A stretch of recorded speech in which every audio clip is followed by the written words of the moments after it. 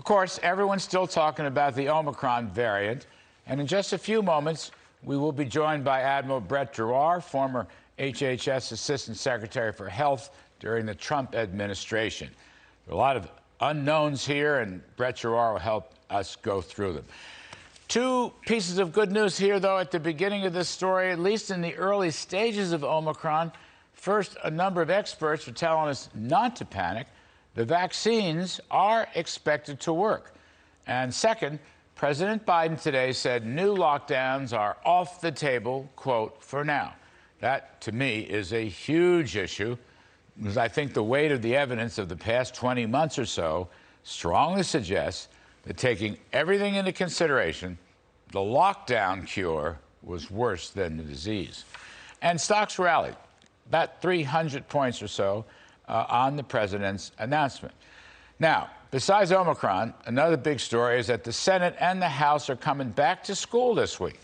That's always a mixed blessing, but their plate will be full. Senator John Thune will work with us on this a bit later in the show, but among the many issues is keeping the government open after December 3rd's continuing resolution expires. That's the CR.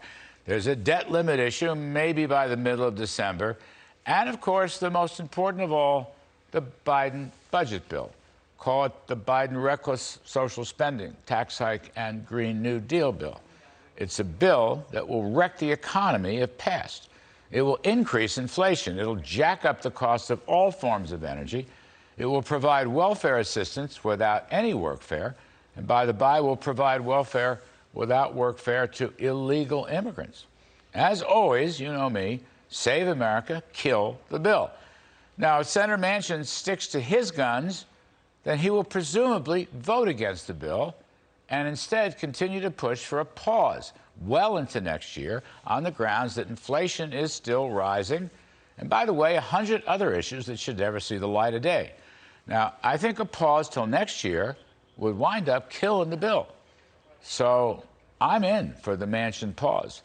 And I'm also hopeful for some common sense from Senator Kyrsten Sinema, especially on these big tax hikes that will ruin the supply side of the economy and render America vastly less competitive.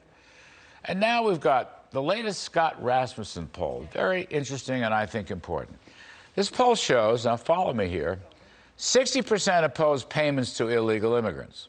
73% oppose IRS snooping of any kind. Only 19% favor a tax credit for print journalists. 78% believe people able to work should be required to seek a job in order to get financial assistance from the government. In other words, workfare. 66% believe any energy transition to electric cars should wait until batteries can be made in the U.S. rather than China. And 55% believe too many people are receiving government benefits rather than working. And then 53% believe it's more important to protect Medicare rather than expanding it.